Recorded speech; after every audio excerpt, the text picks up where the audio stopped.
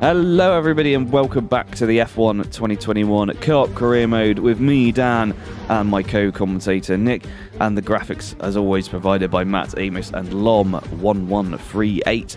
As we come to round 10 today, it's a fan favourite. We're at Spa-Francorchamps for the Belgian Grand Prix.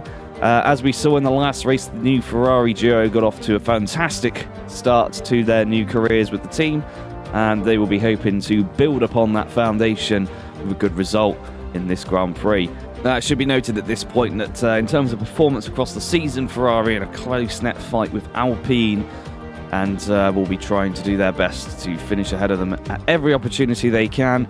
In the meantime, don't forget to like this video, hit that subscribe button, turn on that notification bell, and comment down below what was your highlight of the Grand Prix as we move on to the starting grid for today.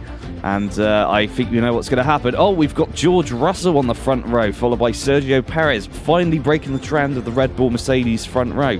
Then it's Carlos Sainz in P3 and Lewis Hamilton P4, another change-up. Daniel Ricciardo has the setup for P5 and Lando Norris P6, a real drop-off in his form. And it's Justin Freshbot in the first of the Ferraris in P7, followed by Esteban Ocon in P8. Then it's Guang Yu Zhou in the other McLaren, and Max Verstappen rounds out the top 10 for his de facto home Grand Prix. Then it's Pierre Gasly and Nicholas Latifi following them. Then Nikita Mazepin with a really good qualifying for him. He starts alongside Lance Stroll. Then it's back to Giovinazzi and Valtteri Bottas starting 15th and 16th. Behind them, the Haas pairing of Charles Leclerc and Mick Schumacher. And then starting on the back row, it's Robert Schwartzman and Radiant Slothz, who crashed in qualifying. We'll catch you in the race. Spa. A waffle It's a racetrack.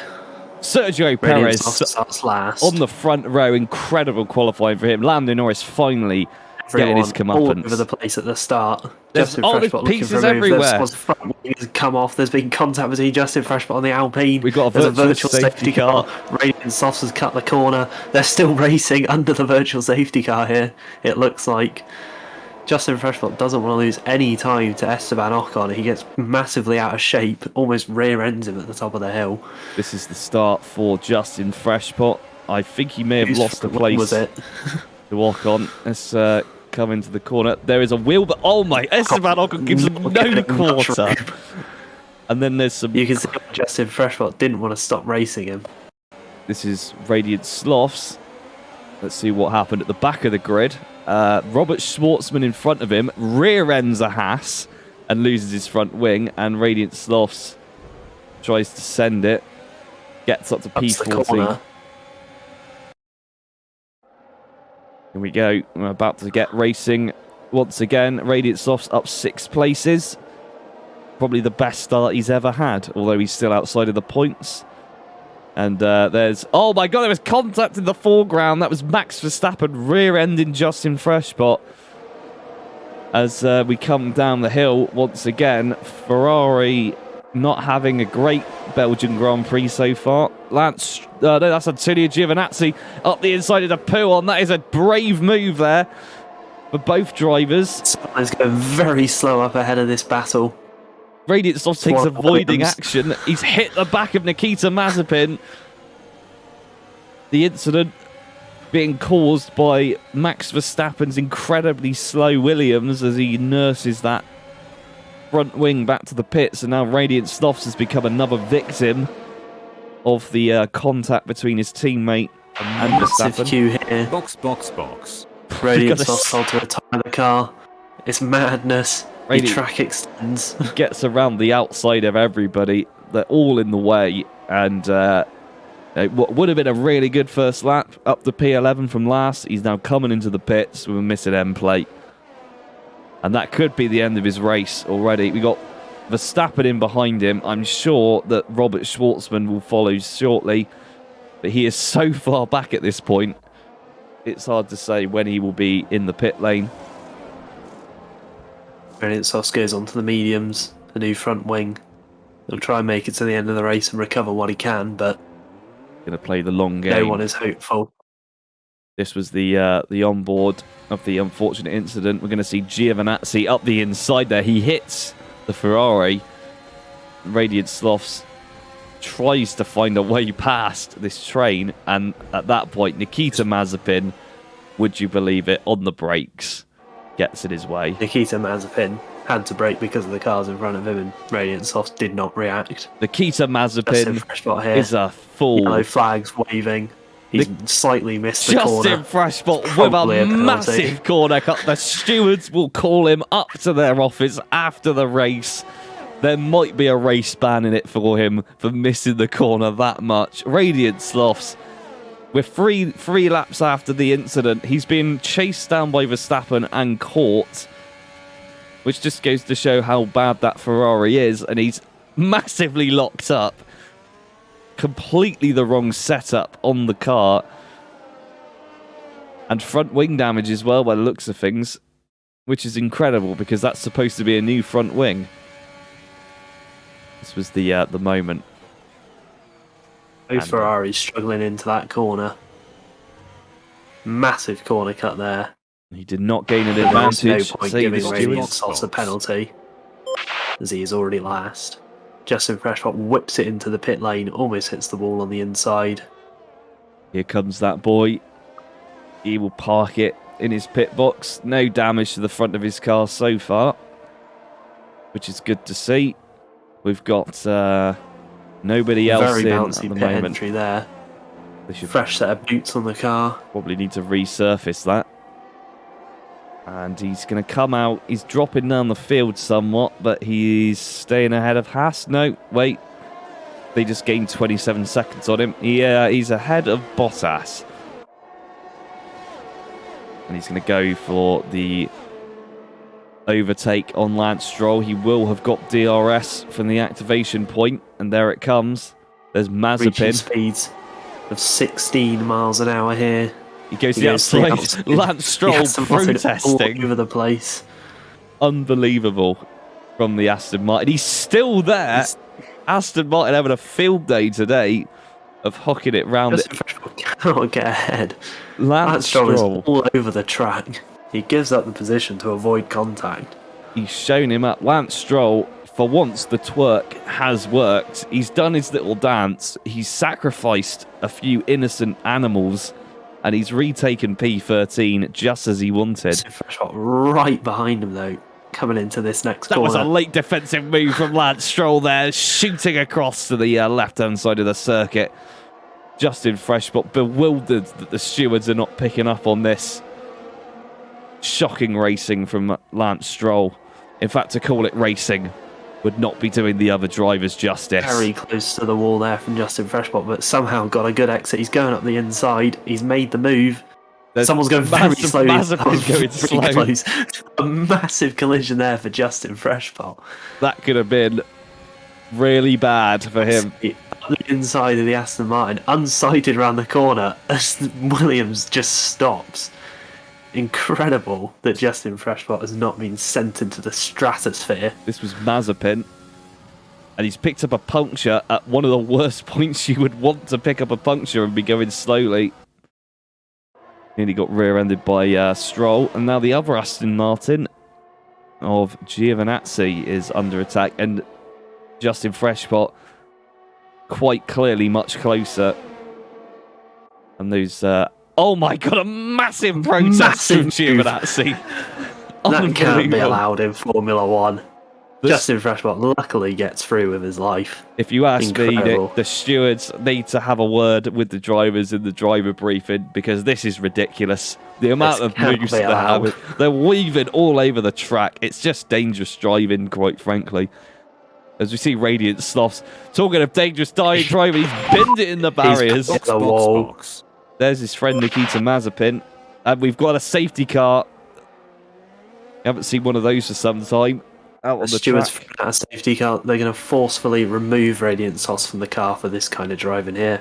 Gets all over the curb, puts it in the wall. Correct me as is tradition. if I'm wrong, but I feel like Radiant Softs has hit that curb on every single visit to the Belgian Grand Prix and has done this exact same front wingless trip back to the pit lane during every Belgian Grand Prix, either on the weekend race or through the practice sessions or through qualifying. He gets a new front wing. Robert Schwartzman gets past, who's had an unbelievably bad race. And Radiant Slothz will have to put up with following him all the way back to the restart. Instead, That's a fresh one behind Ocon. Safety cars coming in. Safety cars gone. The rematch 3 of laps the to go. century. What can he do? He's gone sloppy coming out of the final corner. He's under attack from Guan Yu Zhou. Massive pressure from the McLaren. He's going to try and hang it around the outside. Oh, but the soft tyre on He's the run a McLaren bit wide. has just helped him that bit more. This is back at Radiant Slothz. He's crashing into Mick Schumacher. Mick Schumacher. Another big lock-up for the Ferrari. He has got the wrong setup. One knows what is happening with that Ferrari and that driver, it has to be said. Disgraceful performance today. This is Radiant Slothz. He gets past Schwartzman quite easily, but he just carries way too much speed. Puts the overtake on. Isn't able to pull away very quickly. Maybe he can get past Leclerc with minimal damage. Although he rear ends him as well. Shocking performance. He's got Nikita Mazepin in front of him. A man who he's looking to destroy. And there's another big lock-up. And cuts the corner. Gets in Charles Leclerc's way. Stewards are happy with that one. As we come round, he's gone wide again. Unbelievable stuff happening as we come round. Oh, we got a Ferrari off! Just in fresh spots off the second. There's an Alfa Romeo with no front wing.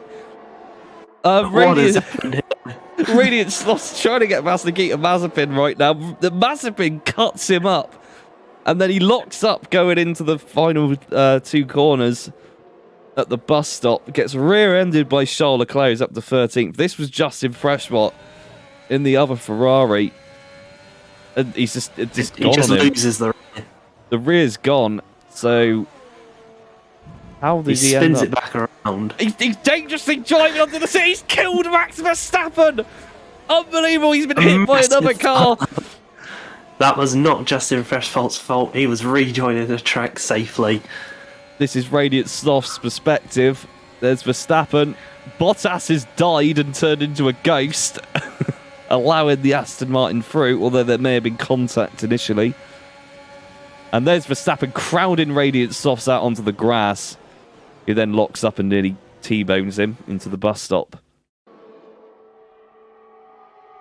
Lewis Hamilton at some point has DNF'd as well, for some reason. Not sure what that was for. Very defensive from Stroll on there, and Radiant Slothz makes his presence known to Nikita Mazepin by crashing into the side of his car.